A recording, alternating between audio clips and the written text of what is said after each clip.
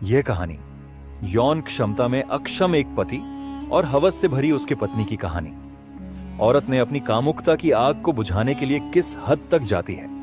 कहानी में आपको भरपूर कामुकता, सस्पेंस और थ्रिलर देखने को मिलेगा। तो चलिए कहानी को शुरू करते हैं। अर्जुन और माधवी की शादी को कई साल हो चुके थे, लेकिन उनका रिश्ता सुखद नहीं था। अर्जुन एक साधारण किसान था जो अपनी मेहनत और ईमानदारी पर विश्वास करता था। वहीं माधवी महत्वाकांक्षी और अपनी इच्छाओं की पूर्ति के लिए किसी भी हद तक जाने को तैयार थी। उनकी शादी में प्यार की जगह अब औपचारिकता और ठंडेपन ने ले ली थी। अर्जुन की यौन क्षमता में कमी के कारण माधवी लंबे समय से असंतुष्ट थी। राजा रघुनाथ, राज्य के सबसे शक्तिशाली और आकर्षक व्यक्ति, लेकिन उसकी नजरें लंबे समय से माधवी पर थीं। एक दिन जब अर्जुन खेतों में काम करने गया था, माधवी और रघुनाथ अकेले मिले। रघुनाथ ने माधवी की कमजोरी और उसकी इच्छाओं को समझ लिया था। वह धीरे धीरे उससे नजदीकियां बढ़ाने लगा। माधवी, जो अर्जुन के ठंडे व्यवहार से पहले ही परेशान थी, रघुनाथ की बातों में आ गई। उसकी मर्दानगी और सत्ता ने माधवी को आकर्षित किया। दोनों के बीच जल्द ही एक गुप्त और शारीरिक संबंध शुरू हो गया। माधवी अब अर्जुन के प्रति और भी कठोर हो गई थी। अर्जुन एक दिन जंगल के रास्ते से गांव लौट रहा है। रास्ता सुनसान और भयावह है। घना जंगल, पक्षियों की डरावनी आवाज और अचानक बहने वाली ठंडी हवा माहौल को रहस्यमय बना देती है। तभी दूर आग की हल्की चमक दिखाई देती है। वह धीरे धीरे उस ओर बढ़ता है। जब वह वहां पहुंचता है तो 3 रहस्यमयी अजनबी, जो साधु जैसे दिखते हैं, उसे घूर रहे होते हैं। उनके चेहरे पर अजीब मुस्कान है और उनकी आंखों में कुछ ऐसा है जो अर्जुन को असहज कर देता है। पहला साधु कहता है, तुम बहादुर हो अर्जुन, पर क्या तुम्हारे भीतर राजा बनने का साहस है? दूसरा साधु जोड़ता है, तुम्हारा भाग्य तुम्हें राजा बनाएगा, लेकिन उसकी कीमत चुकानी पड़ेगी। तीसरा साधु सबसे रहस्यमय आवाज में कहता है, सत्ता के सिंहासन के लिए खून की नदी से गुजरना होगा। अर्जुन डर और आश्चर्य के बीच फंसा हुआ है। वह उनसे पूछता है, तुम कौन हो और मुझे यह सब क्यों बता रहे हो? साधु कहते हैं, यह तुमको अपने आप पता चलेगा।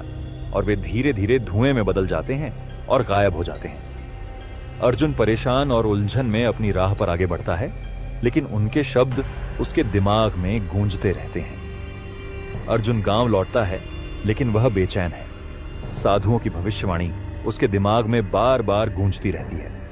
वह इस बारे में अपनी पत्नी से बात करने का फैसला करता है। उसकी पत्नी, जो तेज तर्रार और महत्वाकांक्षी है, अर्जुन के चेहरे पर चिंता देखकर तुरंत समझ जाती है कि कुछ बड़ा हुआ है। रात को जब दोनों अकेले होते हैं, अर्जुन उसे पूरी घटना सुनाता है। उसकी पत्नी, जिसे लोग माधवी कहते हैं, यह सुनकर एक पल के लिए चुप हो जाती है और माधवी के मन में भी रानी बनने का लालच जाग जाते हैं। माधवी को यह भी पता है कि रानी बनने के बाद वह अपनी प्यास किसी से भी बुझा सकती है। माधवी, अगर यह सच है तो यह तुम्हारे लिए एक मौका है अर्जुन। राजा बनने का सपना तो हर किसी का होता है, लेकिन यह मौका किस्मत वालों को मिलता है। सत्ता में सही और गलत नहीं होता। अगर तुम्हारे पास मौका है तो तुम्हें उसे छीन लेना चाहिए। जो हिम्मत नहीं करता वो कुछ नहीं पाता। अर्जुन के मन में उथल पुथल मच जाती है। एक तरफ उसकी अंतरात्मा उसे सही राह पर चलने को कहती है, तो दूसरी तरफ माधवी के शब्द उसे उकसाते हैं। वह सोचता है कि अगर वह राजा बनता है तो उसके परिवार की प्रतिष्ठा बढ़ेगी और वह अपने लोगों के लिए ज्यादा कर पाएगा। उस रात अर्जुन सो नहीं पाता। वह खिड़की से बाहर अंधेरे को देखता रहता है, जबकि माधवी उसके कानों में अपनी योजनाएं फुसफुसाती रहती है। हम उन्हें किसी भी तरह खत्म कर सकते हैं।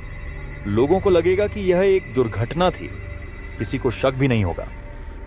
अर्जुन को इस बात की भनक तक नहीं थी कि उसकी पत्नी और रघुनाथ के बीच क्या चल रहा है। माधवी ने अर्जुन को साधुओं की भविष्यवाणी और राजा बनने के सपने में उलझाकर रघुनाथ को मारने की योजना बनाई। उसने अर्जुन से कहा, रघुनाथ को मारने के बाद तुम्हारे और मेरे जीवन में नई शुरुआत होगी। तुम्हारा भाग्य बदलने वाला है। अगली रात अर्जुन और माधवी राजन रघुनाथ को खत्म करने की योजना बनाते हैं। माधवी योजना बनाती है कि रघुनाथ को उनके ही महल में खत्म किया जाएगा। जब वे गहरी नींद में होंगे। अर्जुन शुरुआत में डर और संकोच दिखाता है, लेकिन माधवी उसे याद दिलाती है कि यह उनका भाग्य है। माधवी, अगर तुम अब कमजोर पड़े तो यह मौका हमेशा के लिए चला जाएगा। क्या तुम पूरी जिंदगी दूसरों के पीछे चलना चाहते हो? अर्जुन धीरे धीरे अपनी झिझक पर काबू पाता है और योजना को अंजाम देने के लिए तैयार हो जाता है। अंधेरी रात, चारों तरफ सन्नाटा। अर्जुन और माधवी महल में चुपचाप दाखिल होते हैं।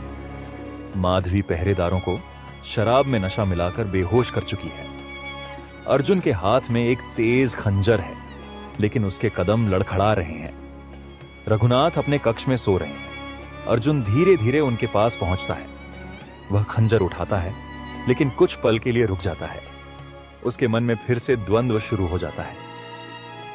अर्जुन सोचता है, क्या मैं यह सही कर रहा हूं? क्या मैं यह सब सिर्फ एक भविष्यवाणी के लिए कर रहा हूं? तभी माधवी पीछे से फुसफुसाती है, अब मत रुको। अगर आज नहीं किया तो यह मौका हमेशा के लिए चला जाएगा। माधवी की बात सुनकर अर्जुन अपने डर और दुविधा पर काबू पाता है। वह खंजर उठाकर एक झटके में रघुनाथ का काम तमाम कर देता है। खून के छींटे उसके चेहरे और हाथों। अर्जुन घबरा जाता है और पीछे हटता है। अर्जुन कांपते हुए, यह मैंने क्या कर दिया?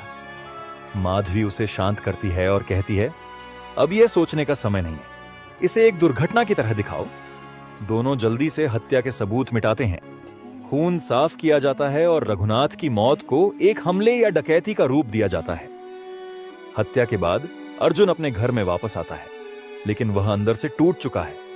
उसके हाथ अब भी कांप रहे हैं। वह बार बार अपने हाथों को देखता है, मानो खून को महसूस कर रहा हो। अर्जुन, यह खून कभी नहीं छूटेगा, मैं इसे हमेशा देखता रहूंगा।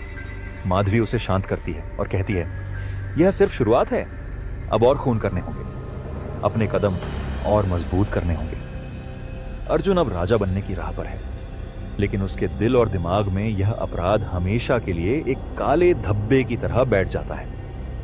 रघुनाथ की हत्या के बाद अर्जुन राजा बन जाता है। लोग उसे सम्मान देते हैं, लेकिन उसके भीतर का संघर्ष किसी को दिखाई नहीं देता। सत्ता का भार और अपने किए हुए अपराध का बोध अर्जुन को भीतर से तोड़ने लगता है। राजमहल की भव्यता के बीच अर्जुन खुद को बेहद अकेला महसूस करता है। वह अपने कमरे से गुजरता है तो उसे लगता है कि रघुनाथ की आत्मा उसे घूर रही है। रात को सोते समय वह बार बार बुरे सपने देखता है। सपनों में रघुनाथ का खून से सना चेहरा उसे दिखाई देने लगता है। अर्जुन पसीने से तर-बतर उठ जाता है। वह अपने हाथों को देखता है, जिन्हें उसे हमेशा खून से सना हुआ महसूस होता है। माधवी अब और अधिक सत्ता और जिस्म की भूखा हो गया है। वह अर्जुन को नए षड्यंत्रों में शामिल होने के लिए उकसाती है और महल से बाहर भेजना चाहती है और नौकरों के साथ अपने प्यास बुझती है। माधवी, तुम अब राजा हो, लेकिन तुम्हें अपनी जगह बनाए रखने के लिए और कदम उठाने होंगे। जो लोग तुम्हारे खिलाफ खड़े हो सकते हैं, उन्हें खत्म करना होगा। अर्जुन, जो पहले ही अपराध बोध से ग्रस्त है, अब और हत्याओं के विचार से डरने लगता है, लेकिन माधवी की बातें उसे बार बार मजबूर करती हैं। अर्जुन का अपराध बोध धीरे धीरे उसे पागलपन की ओर ले जाता है। एक रात वह अकेला महल के गलियारों में टहल रहा होता है, जब उसे लगता है कि किसी ने उसका नाम पुकारा। वह पीछे मुड़कर देखता है, लेकिन वहां कोई नहीं होता। कुछ दिन बाद वह रघुनाथ का प्रेत छवि देखता है। गहरी आवाज में कहता है, अर्जुन, तुम्हारा अंत निकट है, तुम्हें तुम्हारे पापों का फल मिलेगा। अर्जुन अपने कान बंद कर लेता है और चिल्लाता है, नहीं, यह सच नहीं है, यह मेरी कल्पना है। माधवी और अर्जुन के बीच भी दरारें बढ़ने लगती हैं। माधवी गुस्से में, तुम हमेशा इतना डरते क्यों हो? तुम राजा हो, राजा को डरने की नहीं, राज करने की जरूरत होती है। अर्जुन, तुम इसे नहीं समझोगी माधवी, मैंने जो किया है उसका भार तुमने नहीं उठाया। यह खून सिर्फ मेरे हाथों पर है। माधवी चुप हो जाती है, लेकिन अर्जुन की कमजोरी उसे चिंतित कर देती है। माधवी, तुम्हें अब अपने डर को भूलकर लड़ना होगा। तुम राजा हो और यह तुम्हारा अधिकार है। अर्जुन अंदर से टूटा हुआ महसूस करता है, लेकिन वह खुद को युद्ध के लिए तैयार करता है। युद्ध का दिन। युद्ध का मैदान गांव के बाहरी हिस्से में है। सत्यजीत और उसके सैनिकों ने अर्जुन के महल को घेर लिया। अपने बचाव के लिए पूरी ताकत झोंक देता है। युद्ध भयंकर होता है, खून की नदियां बहती हैं।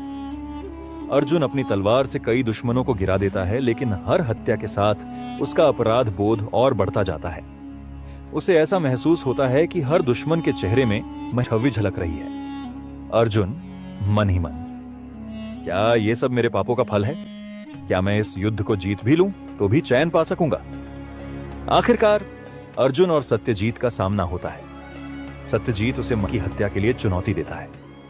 सत्यजीत, तुमने हमारे राजा को धोखा दिया और उनकी हत्या की। अब तुम्हारा अंत निकट है।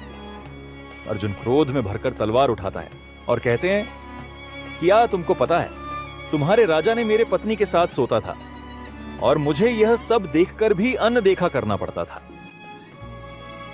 अगर मैं अकेले होता तो राजा को नहीं मार पाता, इसीलिए मैं झूठी कहानी बनाकर अपने पत्नी को रानी बनाने का सपना दिखाकर दोनों मिलकर राजा को मार डाला। अब दोनों के बीच भीषण युद्ध होता है। सत्यजीत तेज और चतुर है, लेकिन अर्जुन की ताकत और कौशल अद्भुत है। युद्ध के दौरान अर्जुन के मन में रघुनाथ की हत्या और अपने अपराध की स्मृतियां बार बार कौंधती हैं। उसका ध्यान भटकता है और इसी का फायदा उठाकर उसके पत्नी ने उसे गंभीर चोट पहुंचा देता है। अर्जुन घायल होकर जमीन पर गिरता है। वह खून से लथपथ है और उसकी सांसें टूट रही हैं। माधवी उसकी तरफ बढ़ता है और कहते हैं, यह तुम्हारा भाग्य था अर्जुन। तुमने झूठी कहानी बनाकर राजा क्यों मारा? जो काम तुमसे नहीं हो रहा था, मैं सिर्फ वही काम ही तो राजा के साथ करती थी। अब मैं रानी हूं और मैं किसी के साथ कुछ भी कर सकती हूं। अर्जुन जमीन पर पड़ा हुआ आसमान की तरफ देखता है। उसकी आंखों में आंसू हैं। अर्जुन की मृत्यु के बाद सत्यजीत ने रानी को बंदी बना लेते हैं और रघुनाथ के उत्तराधिकारी के रूप में सत्ता संभालता है और गांव को फिर से समृद्धि की ओर ले जाता है। अर्जुन और माधवी की कहानी लोगों के लिए एक सीख बन जाती है कि लालच और अनैतिक कार्य हमेशा विनाश की ओर ले जाते हैं।